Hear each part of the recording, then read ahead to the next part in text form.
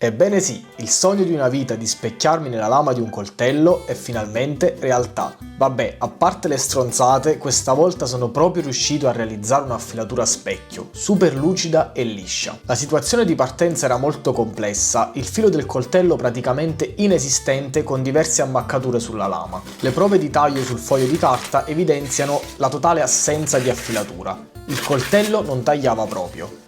Anche passando il dito sul filo della lama non riusciva minimamente a ritornare una sensazione di strumento affilato. Per ripristinare il filo del coltello e realizzare un'affilatura a specchio mi sono affidato a diverse pietre whetstone giapponesi. Ho iniziato ad affilare con una 220 della King per ripristinare la lama e rimuovere le ammaccature, per poi passare ad una 1000 sempre della King e iniziare a formare il filo. Ho proseguito poi con una 1500 Shapton, sicuramente tra le migliori marche per whetstone, e ho terminato l'affilatura con una 6000 King per la pulitura finale. Tutte le pietre utilizzate le troverai in descrizione. Acquistando tramite il mio link darai un piccolo supporto al canale. Per questo ti ringrazio. La prima cosa da fare quando si utilizzano le whetstone è quella di immergerle in acqua per 10-15 minuti in modo da farle impregnare di acqua. La stessa cosa bisogna fare anche con la pietra abrasiva per pulire le whetstone, che è quella nera con i solchi a sinistra. Per trovare l'angolo giusto di affilatura, che è la cosa più importante nel processo, utilizzo il metodo del pennarello.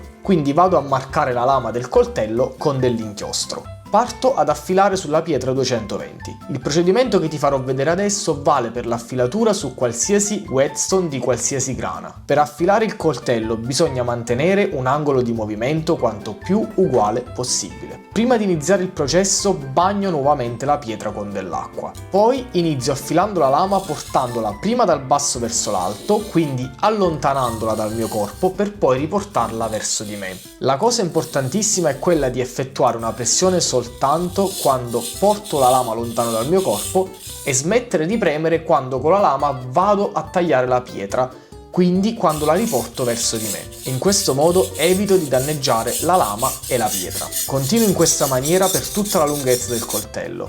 Affilo per circa 7-8 minuti per lato.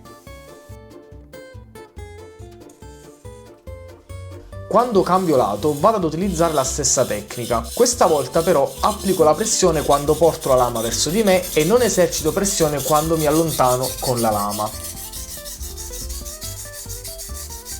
Ogni tanto mentre si affila è opportuno andare a pulire la lama con un panno per rimuovere gli eccessi di metallo e pietra dal coltello. Adesso passo ad un momento fondamentale dell'affilatura della lama di un coltello. Come faccio a capire che l'affilatura con la pietra che utilizzo può bastare? In pratica con le dita controllo se sulla lama sia presente il cosiddetto burr. Il burr non è altro che un resto di metallo presente su uno dei due lati della lama quando si affila.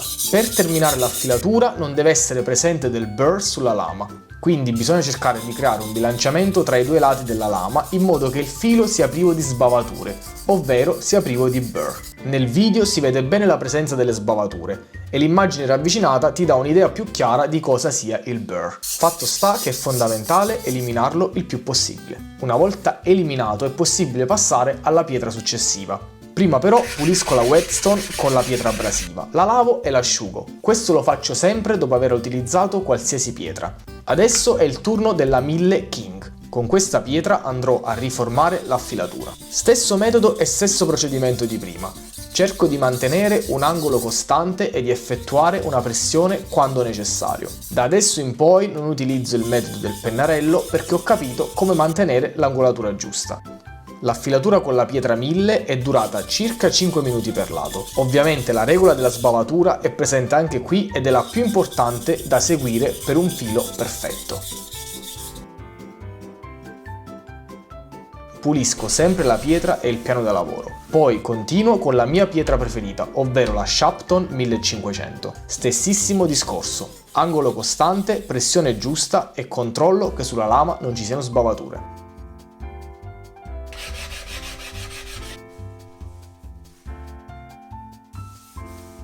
L'ultima pietra è la King 6000. Questa è la pietra che conferirà alla lama un aspetto lucido a specchio. Sul procedimento non cambia nulla rispetto alle altre, se non per quello che riguarda la pressione. Essendo una pietra con grana molto fine, una pressione troppo forte potrebbe spaccare il filo della lama, che diventa a sua volta sempre più sottile. Quindi su questo tipo di pietre consiglio di effettuare una pressione minore. Il risultato è una bellissima lama a specchio, stupenda.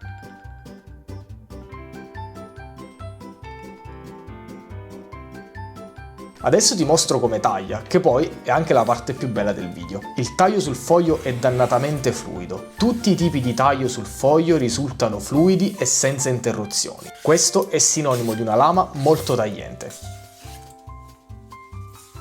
Effettuo anche un taglio sul cetriolo e con un piccolo colpetto di coltello il cetriolo si taglia in due senza alcun problema. Sono super soddisfatto del risultato di questa affilatura a specchio e spero che questo tutorial ti sia d'aiuto nell'affilare i tuoi coltelli. Io mi sono divertito tantissimo ad affilare questo coltello e se il video piacerà porterò altri contenuti di questo tipo. Io ti invito intanto a lasciare un bel like se ti va, ad iscriverti al canale se non l'hai ancora fatto e a commentare con il tuo parere. Noi ci vediamo nel prossimo video. Ciao!